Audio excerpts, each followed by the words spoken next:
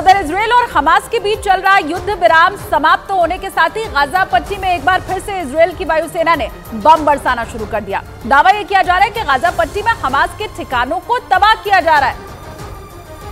इसके लिए शुक्रवार को इजरायल की सेना ने फुटेज भी जारी किया और दावा किया कि शुक्रवार को गाजा पट्टी में हमास के 200 से ज्यादा ठिकानों पर हमला किया गया, जिससे एक बार फिर गाजा के अलग अलग हिस्सों में तबाही की तस्वीर सामने आ रही है। इजरायल का दावा है कि युद्ध विराम को तोड़ने की शुरुआत हमास ने इजरायल पर रॉकेट हमलों से की, जिसे एयर डिफेंस सिस्टम ने नाकाम कर दिया। इसके कुछ ही मिनट के बाद इजरायल ने गाजा पर हमला बोल दिया और पूरे इलाके में काला धुआं उठता दिखने लगा। इजरायल का दावा है कि उसने गाजा के दक्षिणी हिस्से में पर्चे गिराकर गाजा में रहने वाले आम लोगों से अपील की है कि वो इलाके को खाली कर दें। युद्ध विराम खत्म हुआ, इजरायल ने गाजा पर एक बार फिर पूरी ताकत के साथ हमले शुरू कर दिए, यानी गाजा पर हमास के हमलों का चैप्टर 2 शुरू हो गया।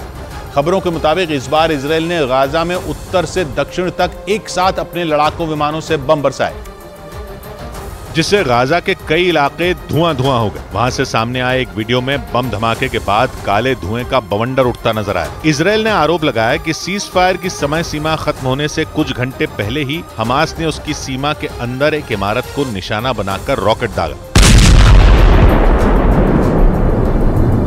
जिसके बाद गाजा से लगे इजरायल के इलाकों में चेतावनी के सायरन बजने लगे। इसके थोड़ी ही देर बाद रोशनी के साथ तेज धमाके की आवाज सुनाई दी। इजरायल की सेना ने दावा किया कि वक्त रहते उसके डिफेंस सिस्टम ने गाजा से दागे गए उस रॉकेट को मार गिराया और उसकी तस्वीरें भी इजरायल की सेना ने जारी की। इसके बाद इजरायल की सेना ने हमास पर सीज फायर तोड़ने का आरोप लगाकर हमले शुरू कर दिए। कतर के टीवी चैनल अल जजीरा के मुताबिक इजरायल की फौज के हमलों में 100 से ज्यादा लोगों की मौत हो गई। खबर है कि गाजा पर हमले से पहले उत्तरी इजरायल में 2 हाईवे बंद कर दिए गए। इसके साथ ही गाजा से लगने वाले इलाकों को भी खाली करा लिया गया, जो ये साफ संकेत देते हैं कि सीज फायर के बाद जंग के चैप्टर 2 के दौरान इजरायल की सेना पूरे गाजा को तबाह करके ही दम लेगी।